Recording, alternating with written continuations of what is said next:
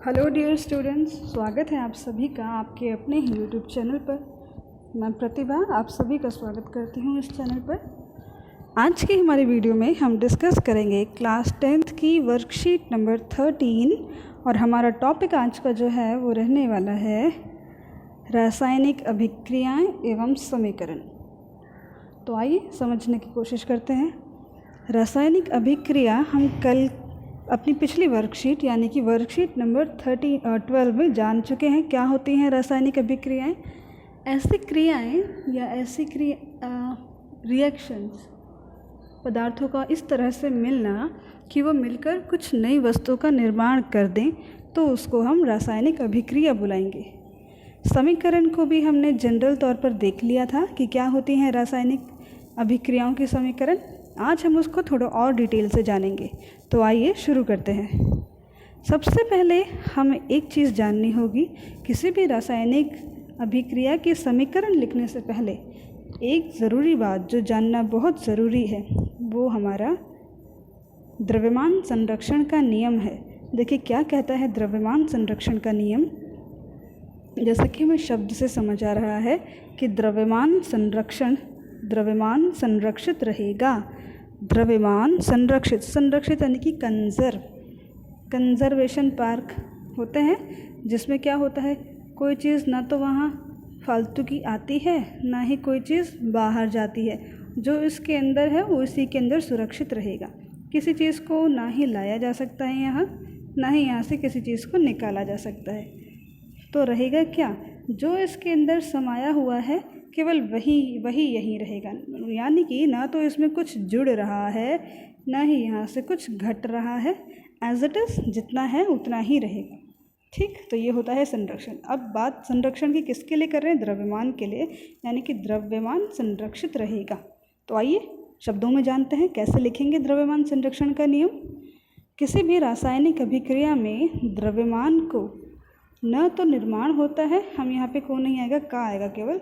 किसी भी रासायनिक अभिक्रिया में द्रव्यमान का ना तो निर्माण होता है ना ही विनाश। सेम वही बात, जैसे ये द्रव्यमान है किसी वस्तु का, तो रासायनिक अभिक्रिया के दौरान ऐसा नहीं होगा कि इसमें जो द्रव्यमान है वो और जुड़ जाएगा या इसका द्रव्यमान कम हो जाएगा। ऐसा कुछ नहीं होने वाला।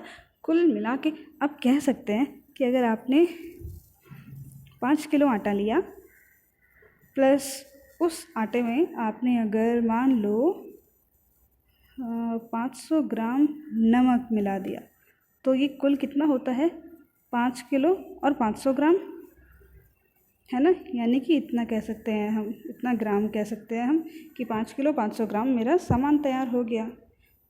क्या ऐसा नहीं हो सकता था ये 5 किलो 500 ग्राम ना होकर 4 किलो हो जाता, या 4.5 किलो हो जाता, या 5 किलो 500 ग्राम ना होकर ये 6 किलो हो जाता? ऐसा क्यों नहीं हुआ? क्योंकि जितना वस्तु लिया है, जितना द्रव्यमान लिया है वही तो रहेगा। नया कहाँ से आ जाएगा जब तक नया जोड़ा नहीं, जब तक नया घटाया नहीं।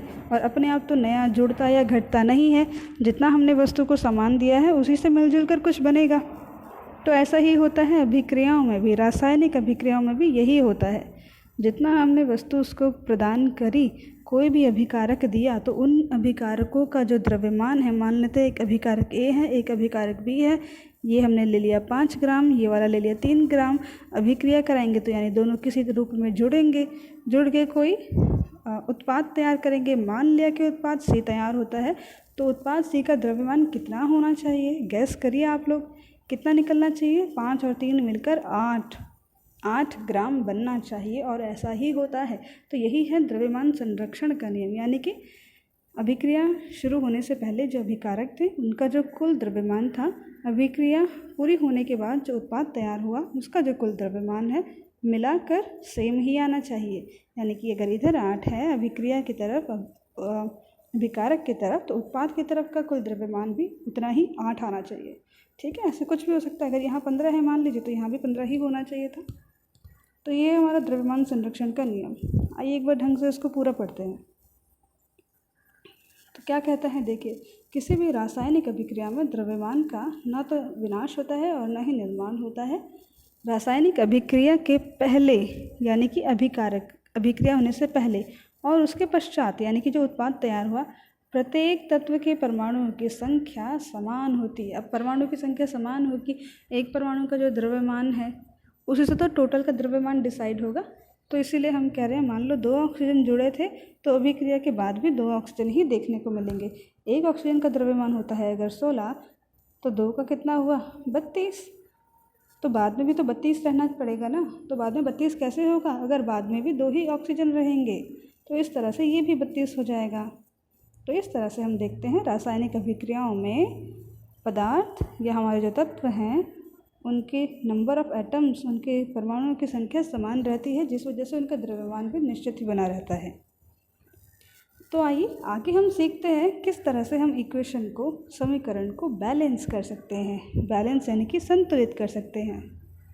इसके लिए पहला हमारा क्या तरीका है, चरणबद्ध संतुलित करना, यानी hit and trial method. Hit and trial में क्या करेंगे हम, कोशिश ऐसे ही कि अच्छा कि यहाँ 2 है तो यहाँ 2 जोड़ के देखते हैं क्या होगा, मतलब ट्राई करते जाएंगे, फिर देखते हैं कैसा होता है।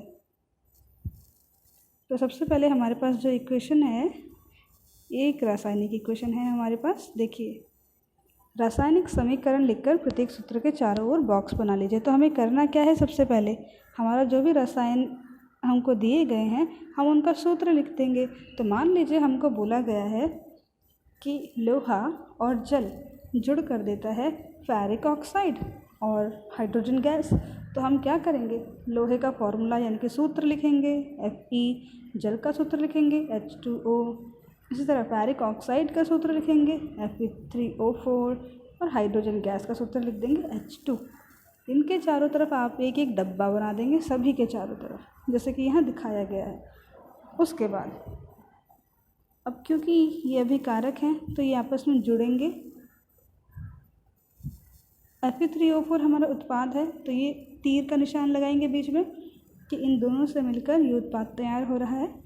जब उत्पाद Fe3O4 तैयार होता है तो उसके साथ हाइड्रोजन गैस का निर्माण भी होता है, इसलिए आपको यहाँ पे बीच में प्लस का साइन भी लगाना पड़ेगा। यानी कि आप कह सकते हैं कि ये दोनों जुड़कर इन दोनों का निर्माण कर रहे हैं। तो जो ग्रीन कलर से मैंने मार्क करा है वो हमारा अभिकारक है, जो येलो कलर से मार्क करा था वो हमारा उत्पाद है। चलिए आगे बढ़ते हैं। तो संतुलित करते समय बॉक्स के अंदर कुछ भी परिवर्तन नहीं करना, जैसा का जैसा आपको दिया गया, बोला गया, केवल उसका सूत्र लिख लिया, नथिंग एल्स, और कुछ नहीं करेंगे। ठीक, आगे चरण 2 देखो, एरो दिखा रहा है, एरो मतलब आगे बढ़िए। दूसरा चरण यहाँ है, तो क्या कहता है दूसरा चरण, देखिए दूसरे चरण में समीकरण में उपस्थित विभिन्न तत्वों के परमाणुओं की संख्या नोट कीजिए। अब संख्या हम यहाँ से देख लेते हैं, क्या संख्या दी गई है हमको।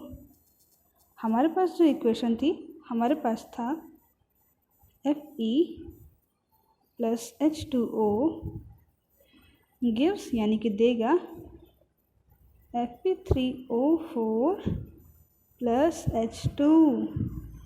अब देखिए, अभिकारक में परमाणुओं की संख्या और उत्पाद में परमाणुओं की संख्या, बीच में लाइन, हम दोनों को सेपरेट अलग अलग लिखेंगे। तो अभिकारक में परमाणुओं की संख्या कितनी है, कितने तरह के तत्व देखने को मिल रहे हैं हमको, ये देखिए। पहले हम ये देखेंगे कितने तरह के तत्व यहाँ पर अवेलेबल हैं हमारे पास। तो एक तो आयरन है, ये हो गया आयरन, ग्रीन कलर से हमने आयरन मार्क कर लिया अपना। ठीक, अब ब्लू कलर से हम अपना हाइड्रोजन मार्क करते हैं, ये हो गया हाइड्रोजन। अभी और कुछ है, बिल्कुल ऑक्सीजन बचा हुआ है, वो ऑक्सीजन के लिए अलग कलर ले लेते हैं, पिंक ले लिया। चलिए, ऑक्सीजन हो गया हमारा पिंक कलर का, ये हो गया ऑक्सीजन। अब देखिए क्या कोई तत्व बचा है, लोहा था, हो गया, हाइड्रोजन था, हो गया, ऑक्सीजन था, हो गया, इनके अलावा अब कोई तत्व नहीं बचा है। तो हम क्या करेंगे, इन तत्वों को यहाँ लिख लेंगे कि मेरे पास कौन कौन से तत्व हैं, उनको हमने यहाँ लिख लिया। साइड में हम बॉक्स में लिखेंगे कि अभिकारक में परमाणु की क्या संख्या है और उत्पाद में परमाणुओं की क्या संख्या है, और एक एक करके उनका नंबर करना शुरू करेंगे। तो हम देख रहे हैं कि जो आयरन है, अब ये सारा हटा देते हैं, एक सेकंड देखिए, ये सारे मार्क्स हटा देंगे हम।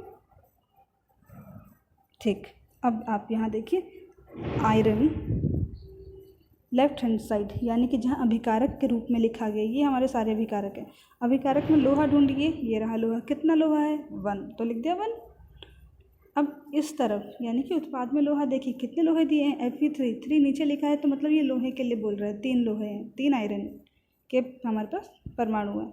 सेकंड हाइड्रोजन को देखिए, हाइड्रोजन कितने हैं इस तरफ 2, दूसरी तरफ 2, तो दोनों ही जगह 2 2 हैं। तीसरी चीज़ ऑक्सीजन को देखिए, लेफ्ट साइड कितना ऑक्सीजन है 1, राइट साइड कितना ऑक्सीजन है 4, तो यहाँ लिख दिया हमने 4। तो दूसरा स्टेप हमारा यहाँ पे कंप्लीट, 2 स्टेप हो गए। तीसरे स्टेप में अब हम क्या करेंगे देखिए, इसको साथ में ही रखिए। तीसरे स्टेप में सबसे अधिक परमाणु वाले तत्व को अभिकारक या उत्पाद के साइड उचित गुणांक लगाकर संतुलित कीजिए। क्या करना है, सबसे अधिक संख्या कौन सा तत्व की आपको देखने को मिल रही है, तो सबसे अधिक हम देखें तो ऑक्सीजन। एक तरफ अंतर देखना है, सबसे ज़्यादा अंतर कहाँ है, एक तरफ ऑक्सीजन केवल 1 है और दूसरी तरफ ऑक्सीजन 4 है, देख पा रहे हैं, इधर ऑक्सीजन 4 हैं। फिर उसके दूसरे नंबर पे लोहा है। तो क्या करना है, जो सबसे अधिक परमाणु वाले तत्व हैं अभिकारक के उत्पाद की साइड किसी भी तरफ, उसे उचित गुणांक लगाकर संतुलित करना है। संतुलित कैसे करेंगे, यानी अगर इधर 4 ऑक्सीजन है तो लेफ़्ट साइड पर भी आपको 4 ऑक्सीजन बनाने हैं। अब वो कैसे बनाएंगे, यहाँ देखिए, ये देखिए, ये रही हमारी इक्वेशन, यही थी हमारी इक्वेशन। लोहा ऑक्सीजन 4 है, ये H2O रह गया, यहाँ पे HO भी आएगा। यहाँ हमारे पास ऑक्सीजन केवल 1 है, 1 को 4 कैसे बना सकते हैं, 1 से 4 कैसे मिलेगा, यदि 1 को 4 से गुणा कर दें तो 4 बन जाएगा।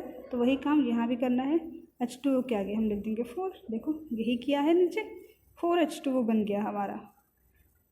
अब सभी तत्वों के परमाणुओं को चरण 3 की भांति संतुलित कीजिए। सभी तत्वों के परमाणुओं की संख्या अभिक्रिया के दोनों ओर समान होनी चाहिए। अब जिस तरह से हमने जल के कणों को संतुलित किया है, जल के तत्वों को संतुलित किया है, जैसे 4H2O हो गए। अब यहाँ पे देखो, जब मैंने ऑक्सीजन को 4 करा तो उसके साथ साथ मेरे हाइड्रोजन की भी तो संख्या बढ़ गई, उसका क्या, एक तरफ बढ़ गई, ऐसा तो नहीं छोड़ सकते, अब इसको भी बैलेंस करना पड़ेगा। तो देखिए हो क्या गया हमारे पास, हाइड्रोजन कितने हो गए। अब हाइड्रोजन कुछ इस तरह से लिखा है, अगर आप यहाँ पे देखें हाइड्रोजन कुछ इस तरह से लिखा है, पीछे ऑक्सीजन भी है, अभी हम उसकी बात नहीं कर रहे। तो अगर इस तरह से हाइड्रोजन लिखा हुआ है तो उसका ये मतलब हुआ 4 हाइड्रोजन हैं और नीचे 2 भी दिख रहा है आपको।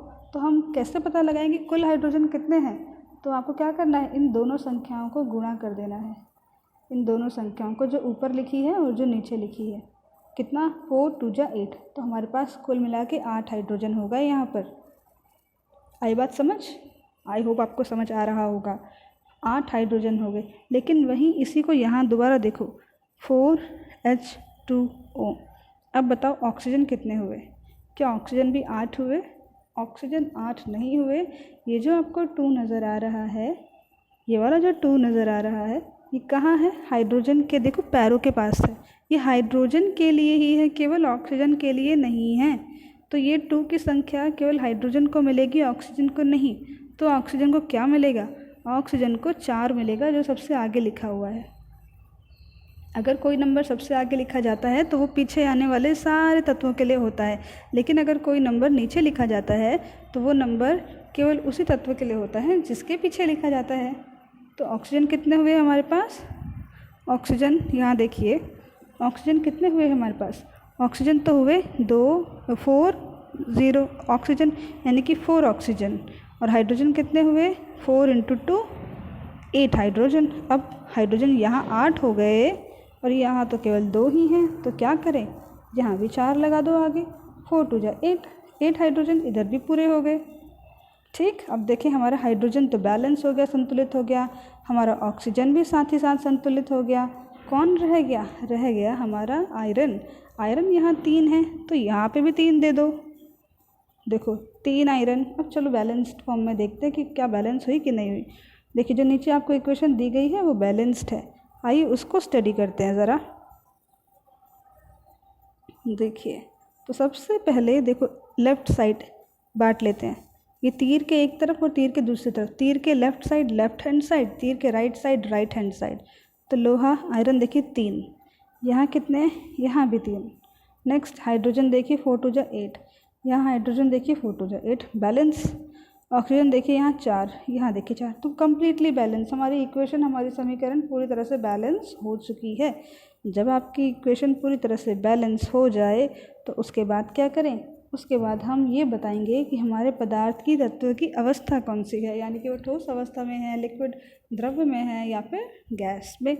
तो अभी चरण 5 में क्या होगा, अभिकारकों एवं उत्पादों की भौतिक अवस्था लिखिए। जैसे ये इक्वेशन तैयार हुई, इसमें आप देख सकते हैं ये हमारा, अगर हमको ठोस है तो हम S लिखेंगे, द्रव्य है तो L लिखेंगे, गैस अवस्था है तो G लिखेंगे, और जलीय विलयन है तो एक्वस लिखेंगे। जैसे यहाँ पे H2 हमारा गैस निकलेगा तो हम इसको हम G लिख देंगे, इसको हम G लिख देंगे कि ये गैस है। इसी तरह जो ठोस है उनको ठोस, जो लिक्विड है उनको द्रव्य हम मेंशन कर देंगे। ठीक है बेटा, तो इक्वेशन बैलेंस करना तो हमने सीख लिया। अब देखें चरण 6 में क्या करना है, कुछ आवश्यक परिस्थितियां जैसे कि ताप, दाब, उत्प्रेरक आदि जो भी है वो हम तीर के ऊपर या नीचे लिखकर बता सकते हैं कि हमने कैसा कंडीशन इसको दिया, तापमान बढ़ाया, तापमान घटाया, कितना दाब लगाया, वगैरह वगैरह हम इस तीर के ऊपर लिख सकते हैं। चलिए अब अभ्यास के प्रश्नों को देखते हैं। किसी नियम का ध्यान रखकर रासायनिक समीकरण संतुलित किया जाता है, नियम को परिभाषित करें। तो ये आपको बताना है। हमने वर्कशीट शुरू होते ही एक नियम का जिक्र करा था, उसको स्टडी किया था, उसके बारे में बताना है कि कौन से नियम को फॉलो करना होगा अपनी रासायनिक अभिक्रियाओं को संतुलित करने के लिए। क्या देखते हैं कि दोनों तरफ परमाणुओं की संख्या बराबर होनी चाहिए, लेफ्ट में भी और राइट में भी।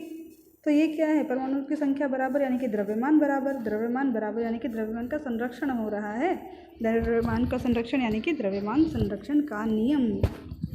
इसी को आप एक्सप्लेन करेंगे। निम्न कथनों को रासायनिक समीकरण के रूप में परिवर्तित करें और उन्हें संतुलित करें। ये आपका होमवर्क है, ये सारे आप करेंगे। जहाँ आपको डिफ़िकल्टी होती है वहाँ आप मुझसे पूछ सकते हैं।